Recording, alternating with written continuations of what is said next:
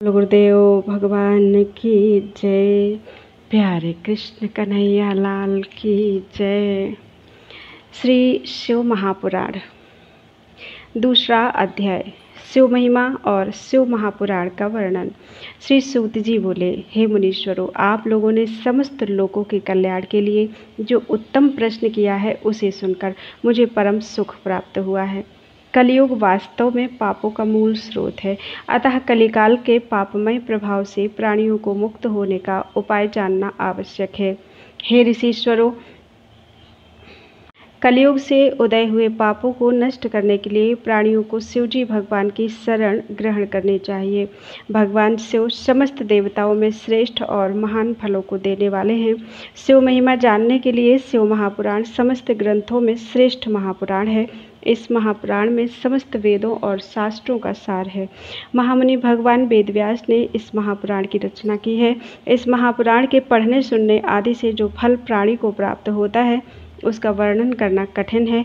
मैं अपनी बुद्धि के अनुसार अति सूक्ष्म रूप में इसके महात्म्य को आपके सम्मुख वर्णन करता हूँ, उसे आप सब ध्यान से सुनिए। महामुनि व्यास जी का स्वयं ही यह कथन है कि यह महापुराण महान फल को देने वाला है। जो भी प्राणी शिव महापुराण के 1-2 अध्याय को भी सुनता है उसके समस्त पाप क्षय हो जाते हैं। जो पूर्ण शिव महापुराण का भक्ति सहित पाठ करता है उसे मोक्ष की प्राप्ति होती है। जो प्राणी शिव महापुराण के अनुसार कर्म करेगा वह अश्वमेध यज्ञ के फल को प्राप्त करता है। जो प्राणी इस शिव महापुराण का भक्ति सहित पाठ करके पूजन करता है वह समस्त देवताओं के पूजन फल को प्राप्त करता है। समस्त प्राणियों को निश्चय रूप से जानना चाहिए कि इस महापुराण को स्वयं आदिदेव शंकर जी ने समस्त उपनिषदों का मंथन करके निकाला है। इस शिव प्रदत्त अमृत का पान करने से प्राणी अमर पद प्राप्त करता है। जो प्राणी इसका पाठ नित्य 1 मास तक करेगा वह ब्रह्म हत्या सरी के महान पापों से भी मुक्त हो जाएगा। इस महापुराण का पाठ शिव मंदिर अथवा बिल्व वृक्ष के नीचे बैठकर जो करेगा उसे समस्त सिद्धियां अनायास ही प्राप्त होंगी। जो प्राणी इस महापुराण का पाठ भैरवनाथ के मंदिर में बैठकर 3 बार करता है उसकी समस्त मनोकामनाएं पूर्ण होती हैं। जो प्राणी चतुर्थी के दिन उपवास करके इसका पाठ बिल्व वृक्ष के नीचे बैठकर करता है तो वह शिवजी की अनन्य भक्ति प्राप्त करने से देवत्व पद को प्राप्त करता है। शिव महापुराण में शिवजी के द्वारा दिया हुआ ज्ञान जो अर्थ, कामना, धर्म और मोक्ष के संबंध में है वह पूर्ण विवेचना सहित प्रस्तुत है। इस महापुराण में भगवान शंकर जी की समस्त लीलाओं का विशद वर्णन है। यह महापुराण प्राणियों के लिए परम आदरणीय और श्रद्धा की वस्तु है। वेद और ब्रह्मा जी की एक मत से सम्मति है कि सर्वप्रथम भगवान शिव ने ही इस महापुराण की रचना की है। इस महापुराण की 12 संहिता हैं। वे क्रमानुसार इस प्रकार हैं। नंबर 1 विद्येश्वर संहिता, नंबर 2 रुद्र संहिता, नंबर 3 विनायक संहिता, नंबर 4 उमा संहिता, नंबर 5 मातृ संहिता, नंबर 6 एकादश रुद्र संहिता, नंबर 7 कैलाश संहिता, नंबर 8 रुद्र संहिता शतरुद्र संहिता, नंबर 9 कोटि रुद्र संहिता, नंबर 10 सहस्र कोटि रुद्र संहिता, नंबर 11 वायवीय संहिता, नंबर 12 धर्म संहिता। ये समस्त संहिताएं महान पुण्य देने वाली हैं। इन संहिताओं में विभिन्न संख्याओं में श्लोक हैं। विद्येश्वर, रुद्र और विनायक तीनों संहिताओं में से प्रत्येक में 10-10 हजार श्लोक हैं। उमा और मात्र दोनों संहिताओं में प्रत्येक में 8,000 श्लोक हैं। एकादश रुद्र संहिता में 13,000, कैलाश संहिता में 6,000, शतरुद्र संहिता में 3,000, कोटि रुद्र संहिता में 9,000, सहस्र कोटि रुद्र संहिता में 11,000, वायवीय संहिता में 10,000 और धर्म संहिता में 12,000 श्लोक हैं। इस प्रकार संपूर्ण शिव महापुराण में कुल मिलाकर 1 लाख श्लोक हैं, परंतु भगवान शिव ने इसका सूक्ष्म रूप ही प्राणियों के सम्मुख रखा है, जिसमें केवल 24,000 श्लोक हैं। पुराणों की गिनती में यह चौथा पुराण है। अब इसमें 7 संहिता ही प्रधान हैं। इस सूक्ष्म रूप वाले शिव महापुराण के अंतर्गत निम्न 7 ही संहिताएं हैं। वे क्रमानुसार इस प्रकार हैं। विद्येश्वर, रुद्र, शतरुद्र, कोटि रुद्र, उमा, कैलाश, वायवीय संहिता। इनका पठन पाठन ही परम कल्याणकारी है। बोलो वृंदावन बिहारी लाल की जय। तीसरा अध्याय भगवान ब्रह्मा का ऋषियों को उपदेश। श्री सूत जी के वचनों को श्रवण करके ऋषिजनों ने विनम्र होकर कहा, हे मुने, आपने हमें जिस परम कल्याणकारी शिव महापुराण के संबंध में बताया है उसे हमें सुनने की प्रबल इच्छा है। वेद, उपनिषद, शास्त्र आदि से मंथन करके भगवान शिव ने इस महापुराण की रचना की है। हे सूत जी, आप हमें इस पुराण को सुनाने की कृपा करें। सूत जी ने भगवान शिव के चरणों में बारंबार नमस्कार किया और शिव भक्ति से ओतप्रोत होकर ऋषिजनों से कहा कि हे ऋषिश्वरों, भगवान शिव के प्रति आपकी इस भक्ति को देखकर मुझे महान प्रसन्नता है। मैं आप लोगों की इच्छा के अनुकूल शिव महापुराण को आपके सम्मुख वर्णन करता हूँ। यह महापुराण परम दुर्लभ और समस्त ज्ञान की खान है। इसमें वेदों का निचोड़, भक्ति, ज्ञान और वैराग्य तीनों का ही संपूर्ण वर्णन है। हे ऋषियों, जब कल्पों का क्षय होकर इस वर्तमान कल्प का प्रादुर्भाव हुआ तब सृष्टि रचना की आवश्यकता हुई।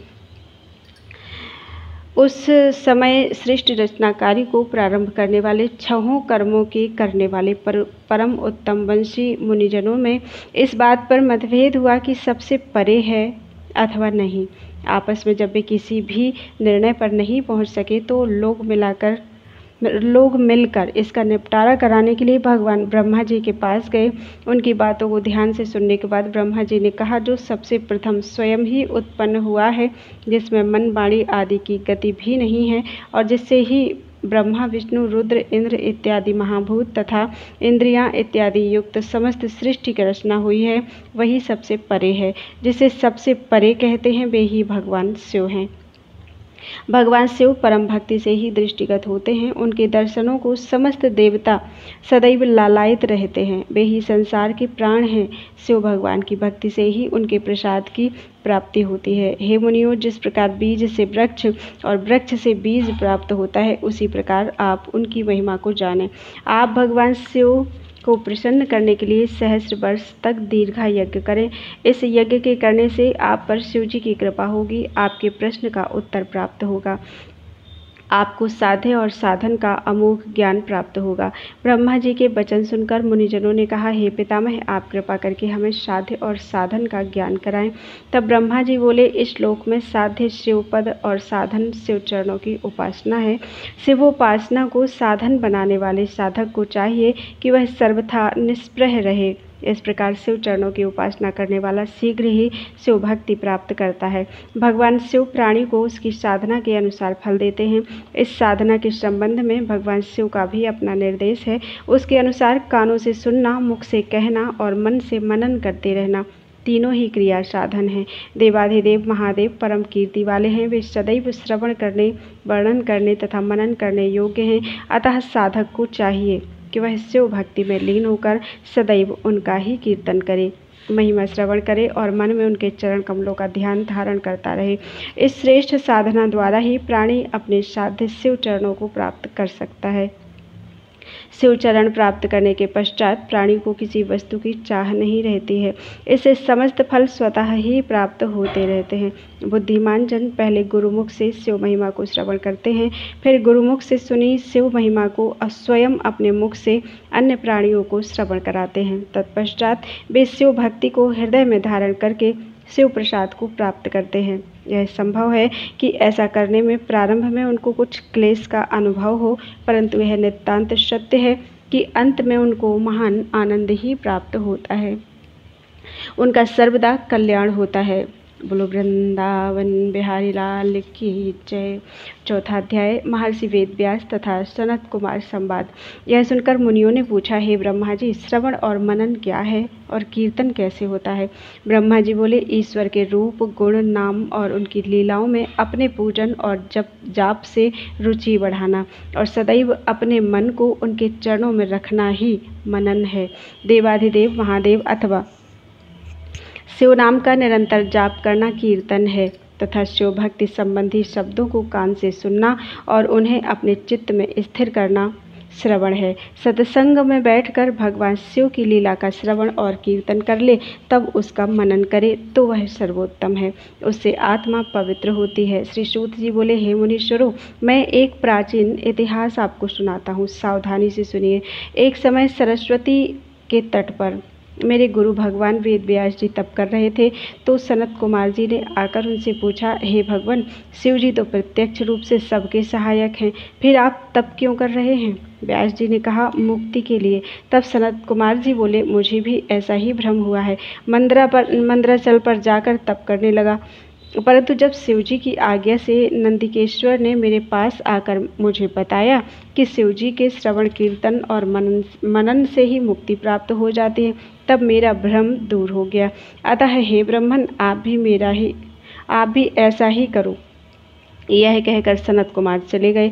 तब ऋषियों ने सूत जी से पूछा कि जो श्रवण कीर्तन और मनन नहीं करता, उस प्राणी की मुक्ति कैसे होती है? वह कैसे मुक्ति प्राप्त कर सकता है?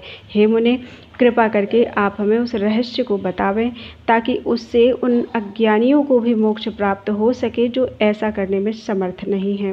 बोलो वृंदावन बिहारी लाल की जय। 5वां अध्याय, लिंग पूजन का रहस्य। श्री सूत जी बोले, हे महर्षियों, जो प्राणी भगवान शिव की इस परम पुनीत कथा का श्रवण कीर्तन और मनन करने में समर्थ ना हो, उसे यही उचित है कि वह भगवान शिव के लिंग की स्थापना कर ले और नित्य उस लिंग का पूजन करे, तो वह सहज ही भवसागर से तर जाएगा।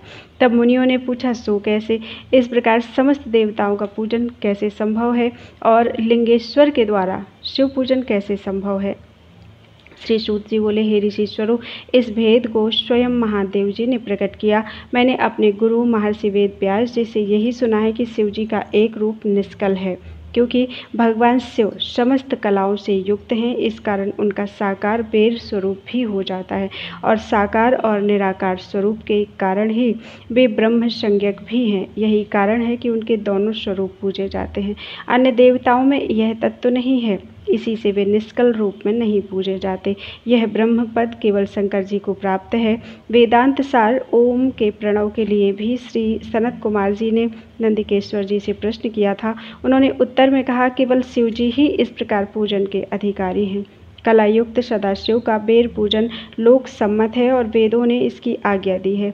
जब सनत कुमार जी ने लिंगेश्वर की उत्पत्ति के विषय में पूछा तो उत्तर में नंदिकेश्वर बोले, पूर्व समय में जब ब्रह्मा जी और विष्णु जी का युद्ध हुआ था, तब निष्कल शिव जी ने स्तंभ स्वरूप में प्रकट होकर सृष्टि की रक्षा की। उसी समय से सदाशिव का निष्कल लिंग और सकल बेर जगत में प्रचलित हुआ। बेर मात्र को देवताओं ने अपना लिया, इस कारण शिव जी के अतिरिक्त वेर लिंग से देवताओं का भी पूजन होने लगा। वही उसका फल देने वाला हुआ, किंतु भगवान शिव जी के लिंग तथा वेर दोनों ही पूजन के योग्य हुए और उसके फल स्वरूप भोग और मोक्ष दोनों ही प्राप्त होने लगे। बोलो वृंदावन बिहारी लाल की जय।